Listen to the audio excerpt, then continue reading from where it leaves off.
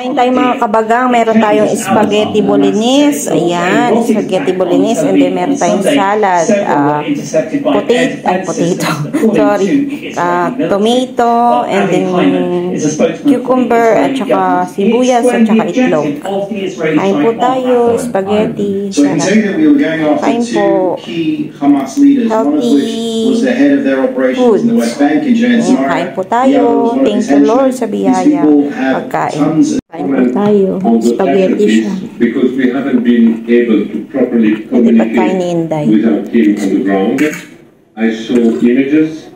They are deeply disturbing and horrifying.